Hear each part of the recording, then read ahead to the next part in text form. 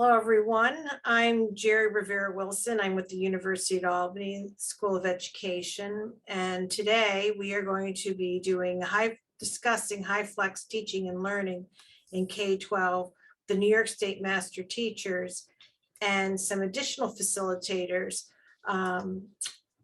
So our first two facilitators, I'm going to have them do self-introductions, Lisa Ford and Mark Belden. Lisa, would you mind going first and introducing yourself? Absolutely not. So welcome to our members that are not part of our facilitation group. I am Lisa Ford, as introduced, and I am an earth science high school teacher at Queensbury High School in up above Albany. And so I'm in my last year of my master teacher program and became interested in HyFlex after the December meeting and have really been interested in talking more about it. And so that's why I'm here to help facilitate this discussion. Turn over to Mark. Thank you. So Lisa and I started at the same time. We actually interviewed the same day. I've been lucky to work with Lisa through my 4 years in the master teacher program. This is my 22nd year at Scottsville. I've taught high school and middle school. Currently, I'm a middle school technology teacher. I've been looking for opportunities for small districts to do what has turned out to be called HyFlex for quite a while now. It just seems like we're missing a lot of opportunities for small schools for their kids to find classes that they can't necessarily offer in a smaller school setting. So our own daughter does half a day at SUNY Adirondack and half a day at Schuylerville, and she's doing a HyFlex class through SUNY Adirondack this semester. So I've kind of immersed in it at home and trying to figure out better ways to serve our students using it in a public school setting. So thanks for having us on board. Well, thank you. And I would be remiss if we didn't introduce the other facilitators as well. It's going to take a village to get through the HyFlex series. So let me introduce my colleague. I'm going to introduce first Rory Glass from the University of Albany, and then we have our special guest and who has great experience with HyFlex with her own personal teaching in higher ed and working with students who are using HyFlex in their practice in the schools. But Rory. Hey guys, I'm Rory Glass. I'm the Regional Director for New York State Master Teacher Program. Jerry first came to me with this idea of doing this learning series on HyFlex, probably last September or October. And since then we've been discussing it. I think that HyFlex could be the wave of the future if we get out of our own way and embrace the idea that we need to improve our skills instead of worrying about the problems that we have in delivering in HyFlex models currently. So I'm excited to be here. It's going to be a great conversation and hopefully we're going to get some great work done before we're done. Jerry, do you want me to introduce somebody else or do you just want to go back to you? No, I want to have Gina Riley to introduce herself. So Gina, would you mind sharing a little bit about yourself and our collaborative work together? Sure. Hi, everybody. My name is Dr. Gina Riley. I am at CUNY Hunter College. I am the program director for the Adolescent Special Education Program. Most of my teachers teach in New York City Department of Education schools. Dr. Vera Wilson and I have been doing a lot of research on HyFlex teaching and learning, particularly in K-12 schools.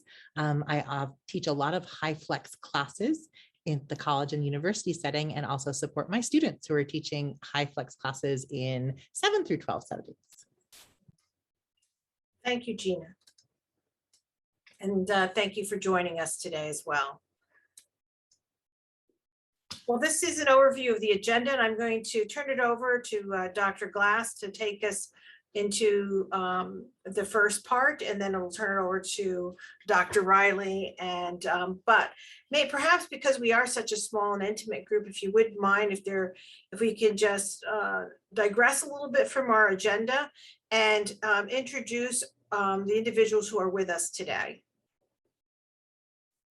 I think we lost someone.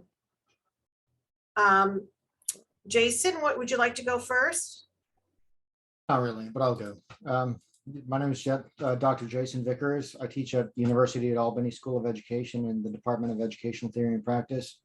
I teach mostly classes on online learning, K through 12 teaching and learning, and introduction to distance learning, introduction to online teaching.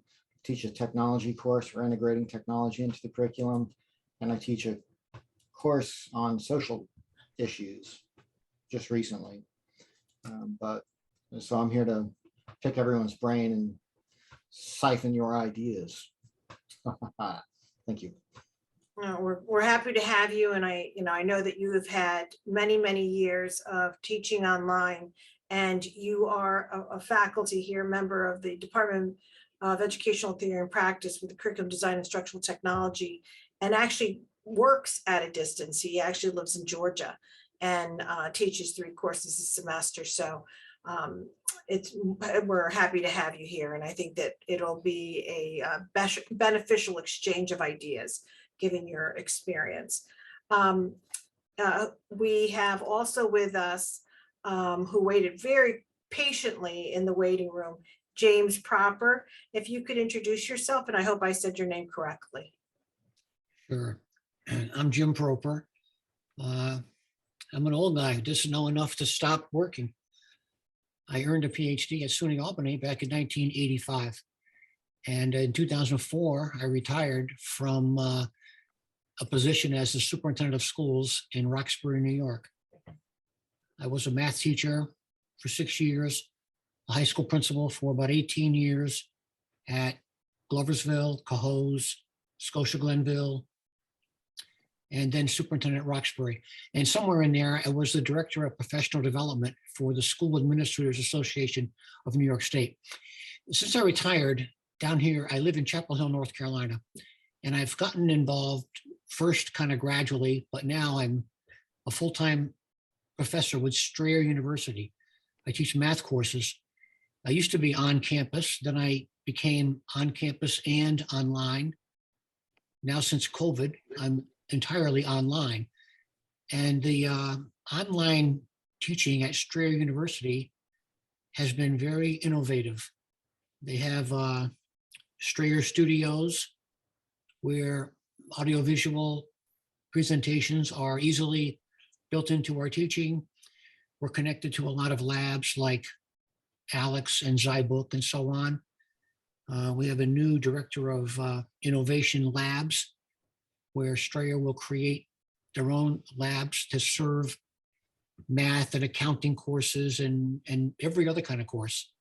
So when I saw this HyFlex thing float across my screen somehow, I checked in. I wondered if exactly what it was about, and I'm just here to learn. Well, we're happy to have you, and welcome to hear your perspectives, especially those that are related to higher ed, and your experience with K-12 will certainly bring some interesting, some great insight. And this is what we are trying to attempt to do here, which will be shared with you later with Dr. Riley. Kathleen Cullen, a colleague of mine from Utica College, I know that name. So Kathleen, I'm glad you're able to join us. Can you introduce yourself? Absolutely. I'm Kathy Cullen. I am from Utica College. Just recently stepping away from the chair position, which I've held for a number of years, and stepping back into the classroom. So as I'm doing that, I'm trying to put myself in as many places as possible for professional development. And I have taken advantage of these types of opportunities from the University of Albany in the past, and I always get something out of them. So I'm here today to learn as well. Oh, thank you for joining us. And I think you're going to find this series very beneficial to your teaching. And Diana Gross, would you mind unmuting and sharing a little bit about yourself with us? Sure. Hi, everybody. I'm really interested in this topic. My name's Diana Gross. I currently work for CDW as a K through 12 learning and innovation strategist. My background is in working on closing achievement gaps, both here nationally and internationally. And that, of course, in the past 2 years has been really accelerating the need to close the gap with technology as well. So very interested in how HyFlex could be implemented to support students who may be challenged to get physically into the space of, that we've called education, and trying to really promote some meeting students where they are in their needs, so that we have higher graduation rates, and that we're also preparing them for what they'll be experiencing when they get to higher ed. Absolutely. Happy to have you. Thank you for joining us. Michelle Antonucci. Yes, hi. Hi, Michelle. Would you mind introducing yourself? Okay, my name is Michelle Antonucci. I'm currently a graduate student at SUNY College at Old Westbury, and I am pursuing a master's degree in literacy. And my expected graduation date is May of this year. And my certification will be birth through 6 once I'm all finished. Great. So we're going to have some interesting exchanges given our backgrounds.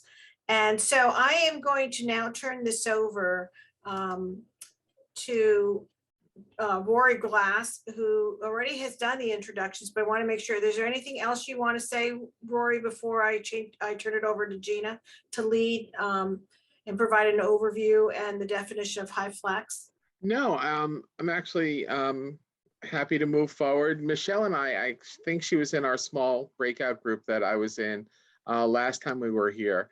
And, I think when we're talking about HyFlex, one thing that we need to recognize is how uncomfortable even the terminology is to a lot of those in K-12 settings.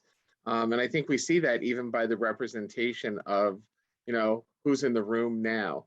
And I think that's something that with a little bit of deep diving and some, soul searching, that we might be able to start to demystify some of this stuff and make it more comfortable for people to start to embrace. So that's what I hope for. So Gina, I guess it's your show. Just a couple of minutes, just a couple. Hi, everybody.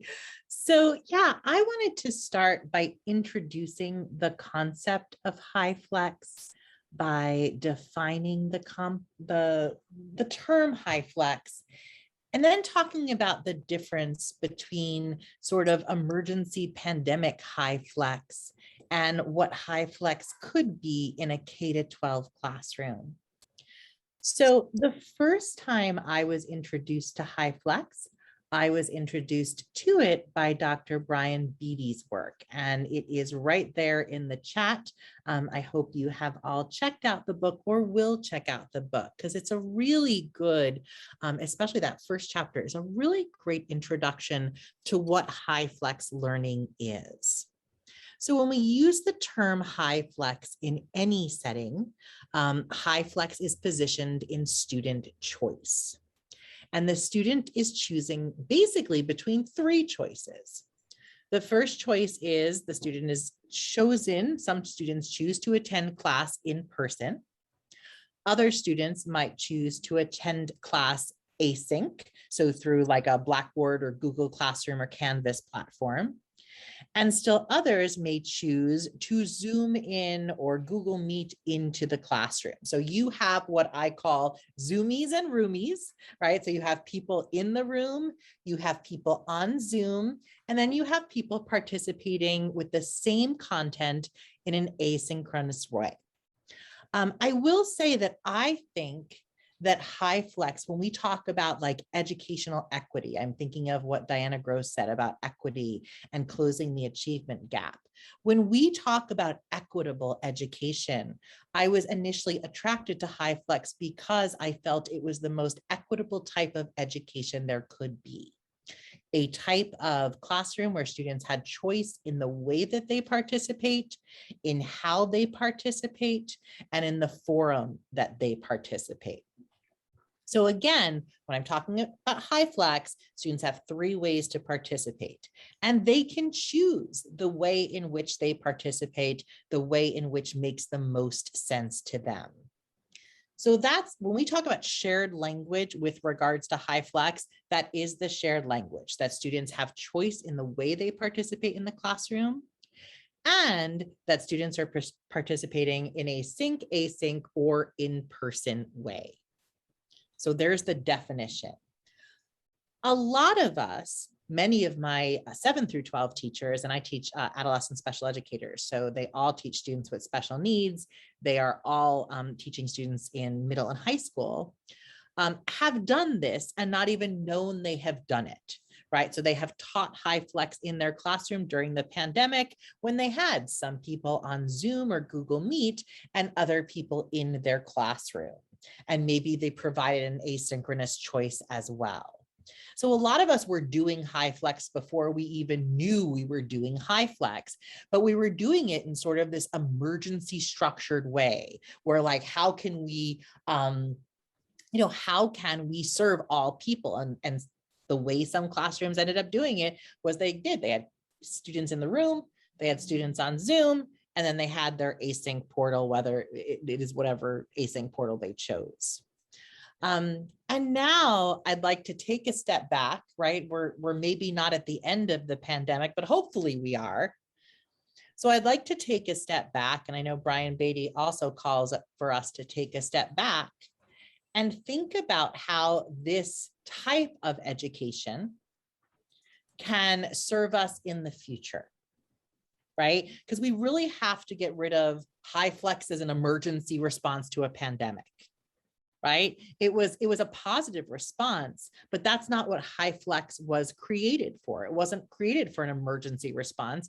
And we know, right, for some of us who shifted to online learning as an emergency response, we know that at first it was rocky because no one knew how to do it, because no one had the education, right? I've been teaching online for 24 years. I was in a different position from my teachers who might have had to position to online education, within 3 weeks. And so here again, I ask us to take HyFlex out of its emergency context and to really have a conversation about how we can utilize this in a K through 12 setting for greater equity, for greater sort of training. I want to talk about training and training of teachers and how to do this well. And also to promote, and this has always been the way I've been attracted to HyFlex, is to promote student choice and student motivation, right? Because if kids are choosing the way they want to learn, then maybe academically they will be more successful. So I'm going to leave it there. I know we're going to discuss as a group, and I can't wait to discuss as a group. But I do, again, I want to think about taking HyFlex out of its emergency context and really thinking about choice, equity, and motivation in the K-12 learning environment and what HyFlex might give there. This will be the text that is going to be available, that we'll be using throughout the series, that is available totally for free. That link has been provided in the chat. It is a good read, and it does provide a strong foundation to HyFlex. So we are taking this text and we're really going to flip it so that it's applied to the K-12 classroom and all the benefits that are associated with it. So there lies the difference. And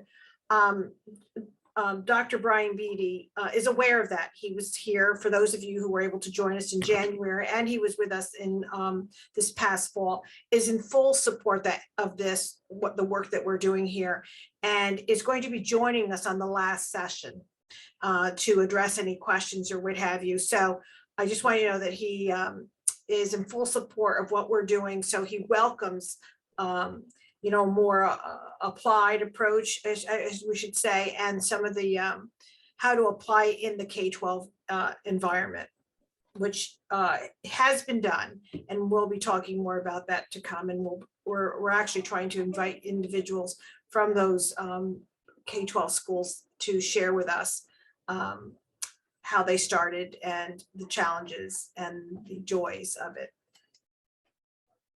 We will ask you to complete a pre-survey if you haven't done so already, and Gina will place that in the chat. So if you've completed it, no need to complete it again. And if you haven't completed it, it takes only a few minutes. We ask that you please do so. So we're going to go right into our first breakout group, and I'm just going to randomly assign you to these groups. And basically the two questions that you're going to be addressing, I'm going to turn it to Lisa to lead you. And so with that, I'm going to ask Lisa Fort to start to explain what you're expecting from us in those groups. Absolutely. Thank you. Jerry, just a quick, are you going to share the Jamboard as well for everyone?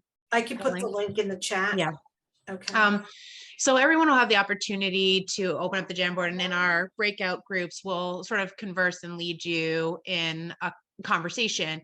But we'd also like you to take the opportunity, if you're not familiar with Jamboard, it's a model that's able to be shared, as we're going to do. And then each individual will have an opportunity along the left-hand side of your screen. You'll see some icons, and there should be about halfway down a little, like it looks like a little note paper with some lines on it. That's your sticky note option. You press on that, a little sticky note graphic will come up, type on it, press enter, and the sticky note will be added. And then you can move it around on the screen. You can move anybody's on the screen, actually.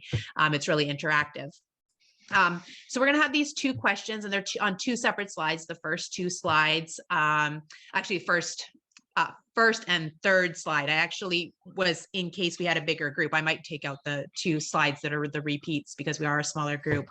And so if you see that happen, it is first and second. So the first question that we have that we'd like you to think about is, what problems and opportunities does HyFlex present? And the second will be, what challenges might or does HyFlex solve? And I think just coming off of what Dr. Riley was saying is, although we can't totally eliminate in our brains what we've gone through in the last couple of years with the pandemic, is to really think about HyFlex existed before the pandemic. And so at the upper levels of education. And so kind of trying to think of, if we, with still the mindset of, yes, we have gone through this, but if we were at that position thinking about how could we bring this to a K-12 model, and so those of you at the higher ed, of course, how it can help in your environments as well. But really trying our best to really think about it as that entirety as we go into our breakouts, and then we'll come back together and see what we came up with as a group. Great. I'm going to open all the rooms, and so we will. We have 4:15 to 4:35, but we're going to adjust this. Why don't we say till 4:40? And so we will see you shortly. Enjoy. Well, the other group really did a lot of posting. I know, hey, this is not a comparison, Jerry. This is. In defense of our group, we had a lot of conversation going on, and I was like trying to capture some of the conversation, and I was posting like random posts. So if I didn't capture in my group your language, please feel free to correct or add or change. Well, all right. So in the interest of time, why don't we, which group would like to share out? I've got no problem going first. So we got a little bit heavy on the problem side. So we tried really hard to get back over onto the opportunity side towards the end. We felt that we talked about a topic that I know New York doesn't talk about enough, school consolidation. The district that I'm in is shrinking. All the districts around me are shrinking. So will we ever end up with countywide school systems like they have in the South? I don't know. Will we be able to take a kid from, Argyle, New York that graduated 18 kids last year? Will he be able to HyFlex with, a district 20 miles away, and on lab days he can drive in, but when he can't drive in, he can HyFlex. So we talked about a lot of student choice, a lot of opportunities, there for kids. On the problem side, we talked about, are the kids mature enough to physically, can they make this decision in grades 9 through 12? We talked about it would be a good thing because HyFlex would force all the people that teach a certain class, everybody would have to have the same content if we had the same materials. That was interesting. Question on IEPs. That's one big difference for K through 12 versus college is every year my IEPs look different. So I finesse my curriculum around what I need for my students. Whereas if you had already sent out, like I would have already sent out my materials before I got my IEPs for this last school year. So that would be a little tricky, how do you modify things like that? But it was a great discussion. Overall, I think there's a lot of real positive interest in coming up with it. And if anybody from my group wants to shout out at what I missed, please do so. Yeah, I wanted to add in, because it's not up on the problem side, the attendance concept. I mean, because if you have people attending the HyFlex model asynchronously predominantly, how do you count that for daily attendance? If New York State is holding school districts accountable and teachers accountable for daily attendance, or even as they switch back and forth between asynchronous, synchronous, and in person, how do you count attendance on that issue? I think that's a large thing, especially if they go cross districts. How do you count attendance in that respect? Who gets the attendance counted? Is it counted for the home district or for the target district that they moved in on? So I think that's something that people may want to tuck away in their head and start pondering. Yeah, and Jason, that's actually part of what we included in our note over there that says K-12 schools are far from flexible. And that was kind of the rationale there, dealing with the issues of attendance, seat time for labs, all of that adds this extra element of complexity that higher education doesn't necessarily have to address separately, because they can design that space to look however they want. And they could call it a hybrid classroom, or they can call it a remote classroom where there's some opportunities for in-person meeting, and that's okay once it's identified. But you're right, we deal with the way that funding even happens for school districts at the state and federal level, and how do we address that? Yeah, that's a good point. Challenge. I didn't even think about funding. All right. We certainly had a lot of conversation about that. But I think, like Mark suggested, we spent a lot of time with the problems and tried to quickly put in some positives and think about, really trying to look at places that are doing it well, and then making sure that we share those, share resources, but also the idea that maybe to really move the needle on this kind of thing, having set programs that educators can go to find resources to just implement, even if they feel comfortable doing that, just might be what we need to be thinking about to get the ball rolling, to use even more cliches in my speaking, to get it going and move forward to get HyFlex into the K-12 model. Sorry, Jerry, to cut you off. I think one of the learnings, right, that I hope everyone came away from after the pandemic, we didn't do a lot of online education prior to the pandemic. And then all of a sudden this pandemic happened, and then all of a sudden the shift to online happened quite rapidly. And my hope is that in terms of innovation, we don't stall like we did before, where we shouldn't have to, hope that there's something else happens to have something happen. We want to be innovative. We want to be forward moving. We're in New York State. We are innovative and forward moving, and we know that, right? So it's just about creating new structures and reframing the conversation just a little bit, just a little bit. And I think we're there. I really do think we're there.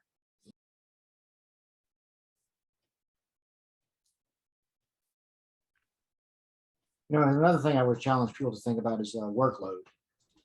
How much work you put into a HyFlex classroom versus just teaching face-to-face or teaching online, because they're different dynamics. And they're having taught K through 12 face-to-face and having taught college online asynchronously, it's a completely different dynamic.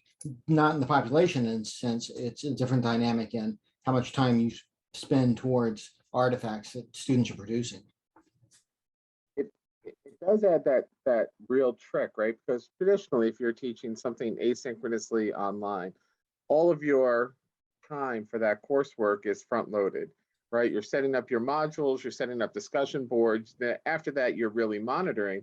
But if at the same time, you're also live and in person with a group of students and creating these Zoom, recording Zoom sessions so that you can share them with both the asynchronous and those who are synchronously remote, it's certainly a different animal with, and it's not, you're not losing anything, you're just adding pieces. The only crossover you get really is probably in some of the assignments you're asking everyone to do because of your in-person students being able to mimic the same work that they're doing in the remote setting. So, but it's still extra. It's another. Jim, I saw that you unmuted. Did you want to share something? Well, I think that you got to look at the big picture. I think what you're doing here, you're on the cusp of something that is phenomenal. This is a change that's going to sweep the whole country.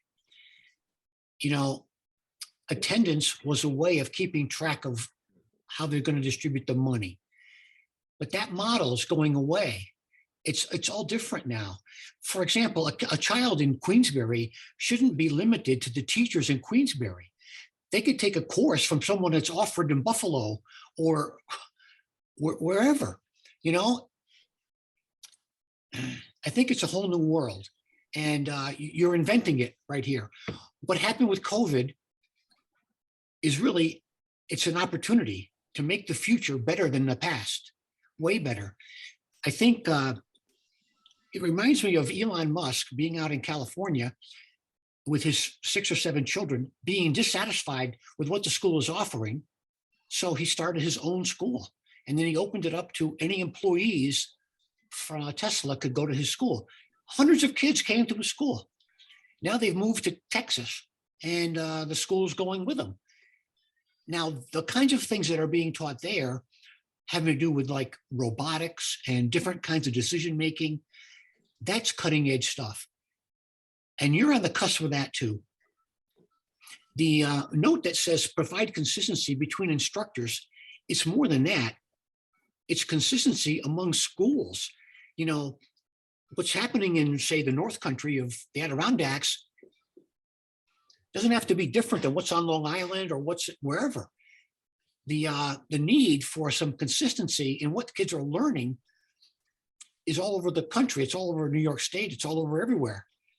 So the whole potential of this movement is unlimited. You guys are on the cutting edge, and I really take my hat off to you for what you're trying to do here. Thank you. And I want to make sure we get the other group has an opportunity to share out. So has that group had an opportunity to speak? I think we did. I did want to Kathleen add. has her hand raised. So Kathleen, you Yeah, had something to say? Kathleen, want to? Yeah, I just wanted to add as I'm thinking about this and thinking about the opportunities, I do think that, and I'm not sure if it was up there on a sticky, but the whole idea of support, because we kind of went through this at the university level where we had to shift. And what ended up happening, and I only know this as a chair position, that I needed to step into a space that didn't exist before and pulling my faculty together to have conversations, which I never really did before. I pulled my adjuncts and everybody into Google Meets to say, how's it going?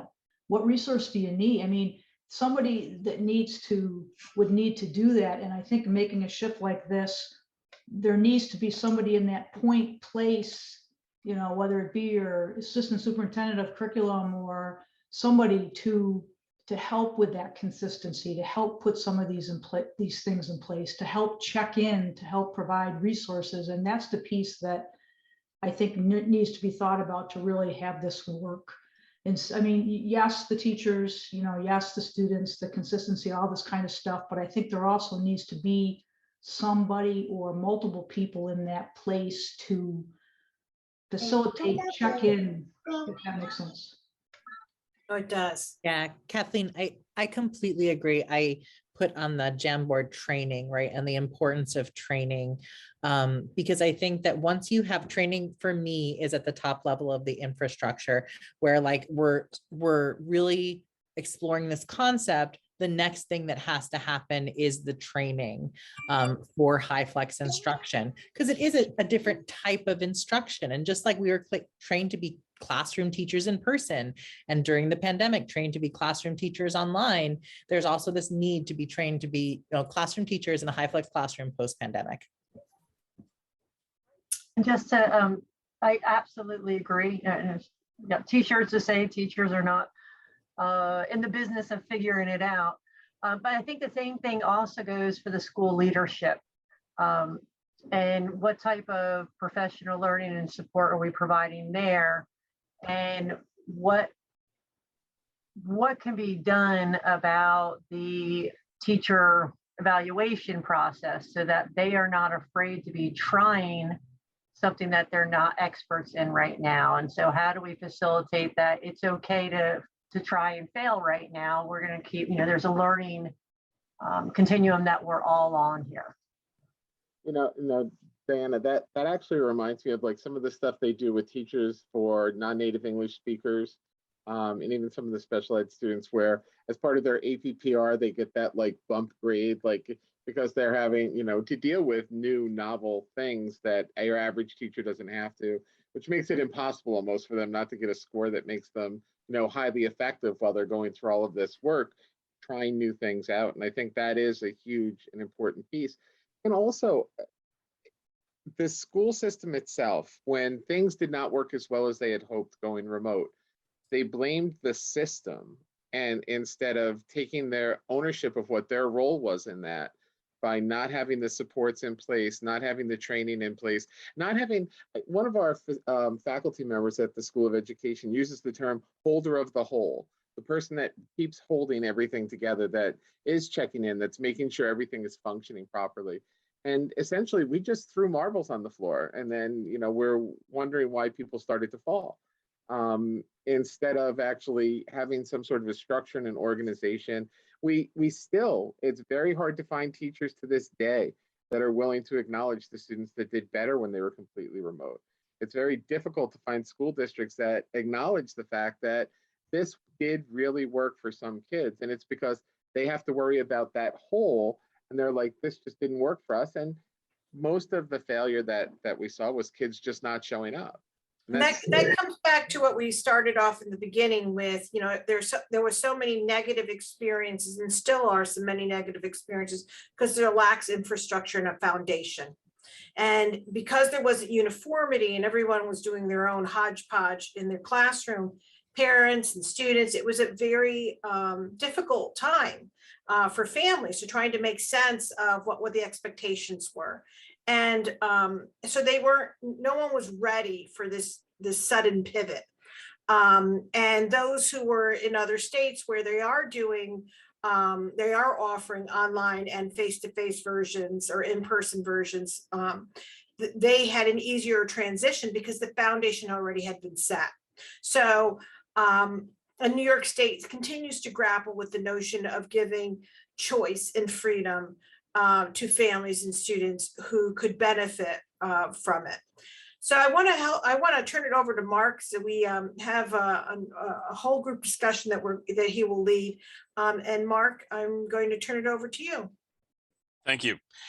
So for those of you that are not in K through 12, one of the things that is a really unique opportunity when we're doing remote learning, and I don't want to call it HyFlex because I don't think we ever had a solid online course design to start with. So when we're doing remote learning, one of the things that's really interesting is parents will speak up. Parents will interact with you while you're teaching.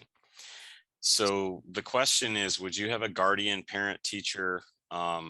How would you get their buy-in for a HyFlex environment? It would be very important that, to me anyway, that the parent bought in and understood that if their child was not available for remote learning that day, that they would be asynchronous, or if they weren't available for asynchronous or remote, then there would be a plan to have the child in school in person.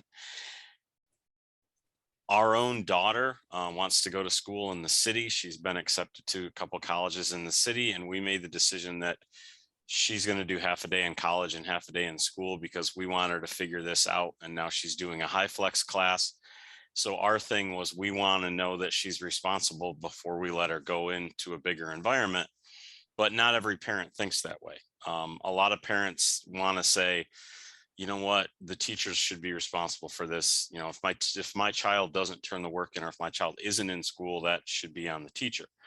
Well, in a HyFlex environment, it's that in order for the child to have the freedom to choose to do this, there's got to be some responsibility. So for those of you, and I know Jim in particular has experience in this, and being a principal and a superintendent in New York State, he understands what I'm talking about. So how would we go about that? And we can start with anybody that has an opinion on it. I know Lisa she's teaching in a high school with pretty good academic reputation, so she probably understands what I'm talking about. But how do we get the buy-in? How do we get the approval? How do we make sure that at the end of it, if the student has not done the attendance or has not done the work, how do we make sure that that we've covered our bases and given them the opportunities for success and still had the parent buy-in? Not everybody at once. I have a question. I mean, I know in the very beginning you talked about that this was a student choice model. Isn't it really a parent choice model when you're talking about K-12? I mean, yes, in theory, it's a student choice, but it ends up really being a parent choice. The majority of our kids that went full remote last year, it was student choice, and the parents came to us later and said, I wish I'd thought this through, because letting a 13-year-old boy stay home on their own all day didn't really work out. I let the child choose to do it. And there were very few parents that actually chose. Most of them let the child choose. So, and I was surprised by that. Initially, I would have thought the same as you, Kathleen. And if somebody had a different experience in a different high school setting or middle school setting, I'd love to hear that. Well, Mark, that's interesting. You should bring up about the children being able to stay home to do their academics and the problems that may pose parents. And so I know personally in other states, they have created hubs where their student can go to a hub and can do most of their work remotely from the hub. If parents believe that the child or young adult needs oversight, right? And there are learning pods basically that get established throughout the city. So there are ways in which to make this a little bit more accessible, right? Or, because that kind of mindset, like, oh no, I can't, there's just no way that I would ever leave my child home. I don't care, they're 16. That's the reason why I'm not letting them stay home, because they're 16. Ways of working around that, right? And so I think that the key here is having this mindset that this is the future, and we need to come up with solutions for the challenges that we're possibly going to be facing, and really being solution oriented rather than trying to maintain the current status of things. And because I know I cringe every time I hear someone say, oh, I can't wait for this pandemic to be over. I can't wait for things to go back to normal. Yes, I can't wait for the pandemic to be over, but I don't want it to go. I don't want public education to go back to normal. I personally want change to occur based on what we've learned from the pandemic.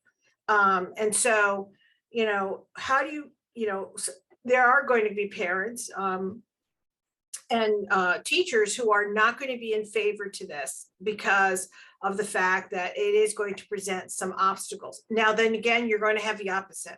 You are going to have some parents, and I know I've spoken to a number of them, whose children are in public education, who love the idea of that flexibility that will provide. Many jobs, as you know, have now allowed parents to work from home. And that will probably, they found it to be the individuals were more effective at working from home. They ended up working longer and more. And so if they're home, they have no problem having their child be educated from home. It helped with the family dynamic. And as far as student buy-in, there are some students who have thrived in that environment. And there are those who did not for a variety of reasons. And some were from what I mentioned earlier, and you've heard a number of you have mentioned it, it was such a chaos that and that, it actually caused some anxiety among students because, every teacher was asking something different. Someone was using Google, some were not.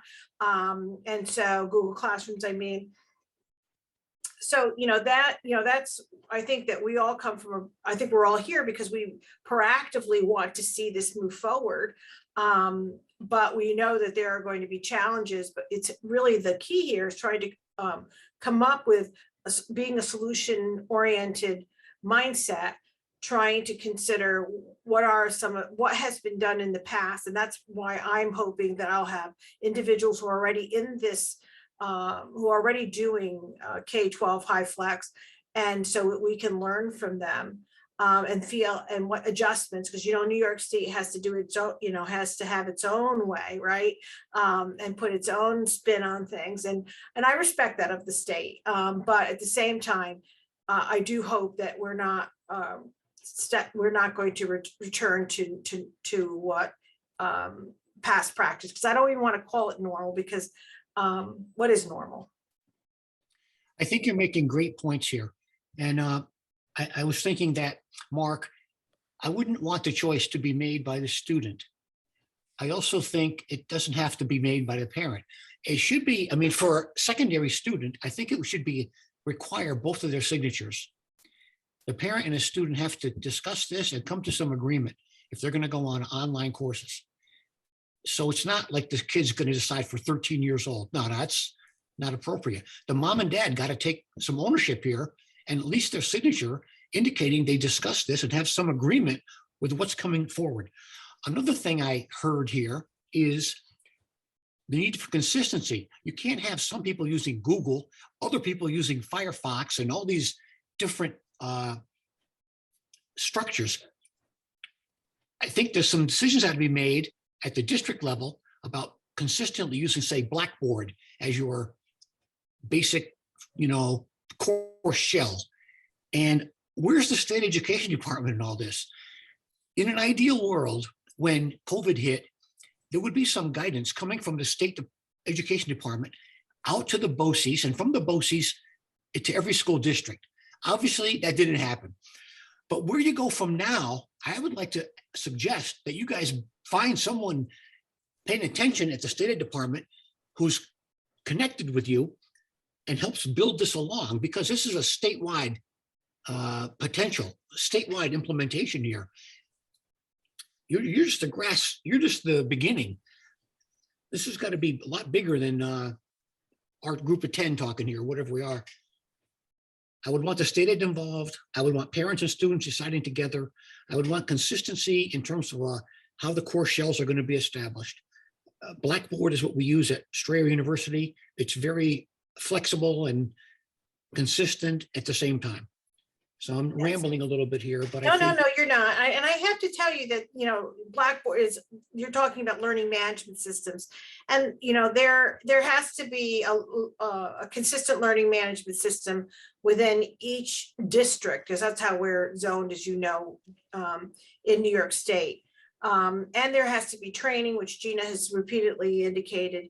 And, this opens a whole can of worms, right? When you move to HyFlex, but we can use those worms to create some great fishing opportunities, right? So I just want, is any more on this subject before we move on to the next question?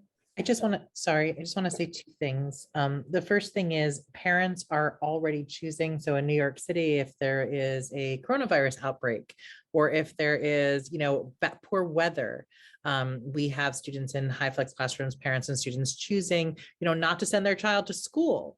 And so would it be better to have a HyFlex environment where their child could actually be learning instead of a lack of attendance? And that's something we're talking about, and we're talking about with the chancellor as well here. So just to think about that, right, as our new normal, right? Because we're not going to go back to old normal. We're a new normal where we might have virus outbreaks and we have snow days and all of those things. So thinking of this sort of as a alternative and something that can allow our kids to have education while still being at home and or choosing to go to school. Right. And the second part is in the DOE, a lot of teachers are using a survey. And the survey just, it's a parent / guardian / child / teen discussion tool about how students learn best, about what type of HyFlex might be the best choice for them in the classroom. So just something to think about as we talk about training.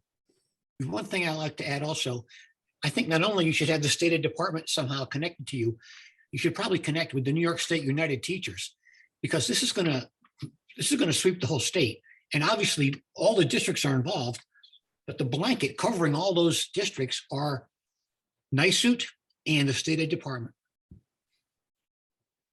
Yeah, I will certainly, I am on the Atlas, which is that governs all of the things that you are participating in the professional learning series, which is as a part of edTrends, what have you, serves on our advisory board. So I will certainly reach out and see if that individual can join us. I know the state is interested in the work that we're doing here. And so we will continue to advertise this series. I just need to share this with you. And we encourage you, if you have colleagues or that you think would benefit from participating in this. Sometimes when you're trying to help change mindsets, you need more than yourself to be present. So feel free. We only ask that they do the readings so that they come prepared to enter the conversation, because we will continue to move forward. All right, I'm going to Can I just add one thing, Jerry, before you move on? I know you're looking at the clock and probably about ready to have a seizure. I know how you got. But when we talk specifically to Mark's question, what do we do to get buy-in from the guardians, parents, the students, and the district even? I think a real key becomes promoting this and selling it. Like with anything new, when we start to talk about it, it's very easy to be comfortable with what you know. And I fear that we are reverting back, and we're seeing, tendencies towards reverting back to what was, and treating that as the normal and the best we have, instead of looking forward and really talking about opportunities with HyFlex that don't exist in other ways. Really thinking about preparing students for a world that's very different than the work world that they might have moved into pre-pandemic. The fact that so many people are working remotely and that students need to be adaptable and able to work in virtual and physical environments simultaneously, and that this model does prepare them for doing those things. So I think specifically to your question, Mark, that's what we need to do. We need to start talking about this in the same terms that Jim does. This is the future of education. This is where the whole world will be. Let's get out there. Let's give your kids the opportunity to enter into this brave new world now.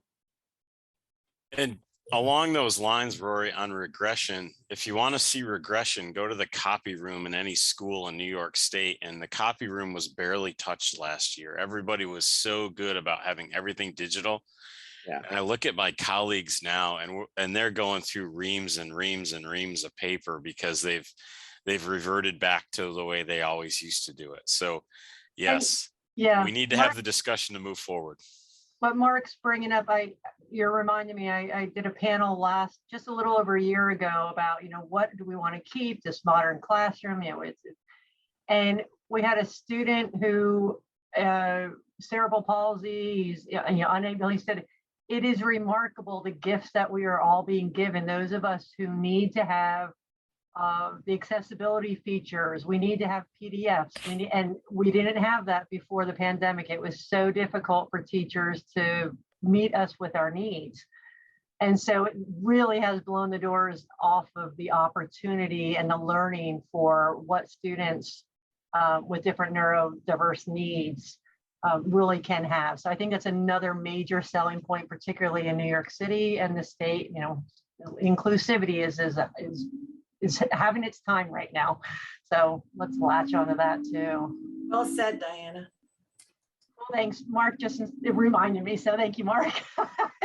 Well, I don't, I'm going to keep you, I think, in your same breakout rooms and not break you up by grade level as we had originally planned. But when you're in your groups, I think it would be helpful if you think about a particular grade level, whether it be, because we generally draw from our own experiences when we address questions like this to begin with. But think about HyFlex model, the curriculum wise for a grade and a subject, and what immediately comes to mind. So I'm going to place you, we don't have a terrible amount of time. And I know that given the last discussion, I had to drag you out. So I am going to give you about 10 minutes and I am opening all the rooms. And I will also place this question in the chat in the breakout rooms. Have fun. I'll start. I've been reading Brian's chapter and rereading it, so I've been drinking the Kool-Aid. So I thought that any HyFlex class, and Jason thought this too. Starts with a really solid online design, because a solid online design brings you back to the basics. But one of our other members, I guess, went back to something even more important is, the teaching. That at the end of the day, the teaching is the most important thing. So maybe I've been drinking a little too much of Brian's Kool-Aid, but we talked a lot about you've really got to get your act together and make sure that you've got a good solid course and a good solid educator. In Master Teacher, we talk about rigor, and rigor is different for every student. So we worked on that a little bit, but that's where we went. And we've got a very diverse cross-section of experience in our group. So we get some really different perspectives, which I think is important. And that you touch upon an important point, which we will be discussing at another time, and that is teacher preparation, right? And we don't have time to obviously talk about that today, but we will be addressing that because that is an important element that needs to be thoroughly discussed. All right, so the next group. I can share for us. We had a good conversation once I think at first, I will share my perspective. I was kind of still wrapped and kind of trying to get my mind around the conversation that we had as a whole group. And I sort of started off the conversation with the fact of being a science teacher, thinking about getting resources to students.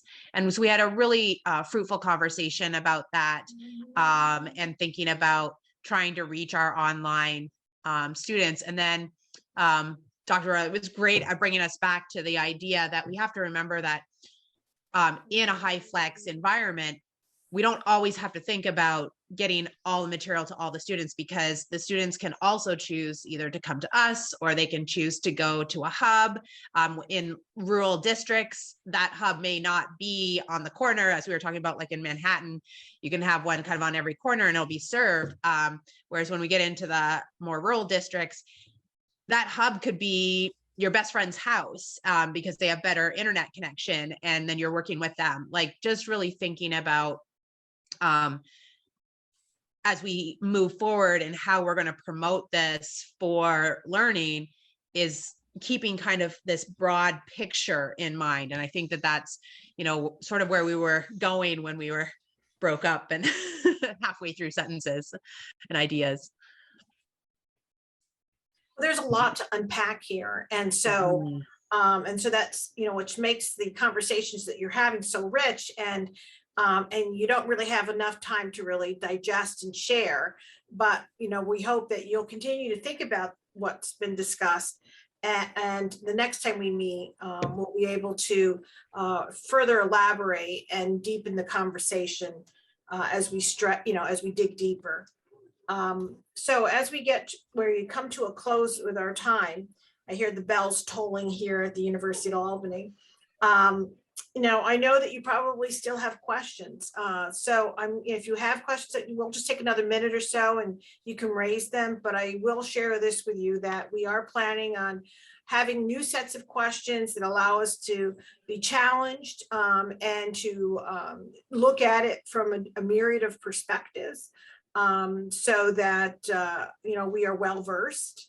And also when you're reading the text, try to look at it from a K-12 lens. The text was not intended for K-12 educators. It was intended really for higher education. It has that flavor to it. But when you read each chapter, and I know we're still refocusing on chapter 1, if I'm correct, is that I really like you to really say, okay, well, how would this work in K-12? And start to think about, again, that solution-minded orientation. And that's what's going to move us forward. I think, this group really lends itself. And again, I want to remind you, please welcome your colleagues to join you. If there's again, having someone who can, and they don't even have to be in the same state as as long as you have someone to talk to as you rethink the way you're approaching your teaching and learning and the role you play in preparing teachers. And your colleagues, new teachers coming into the field that you think that might be, and all that we ask is they do the reading in advance because it really does help for them to be grounded. But I want to mention that we will be establishing a Moodle account, where we can share resources and continue the dialogue outside of these opportunities. I will be sending you a follow-up email reference to how you can log into Moodle. Again, read chapter 1 for our next session.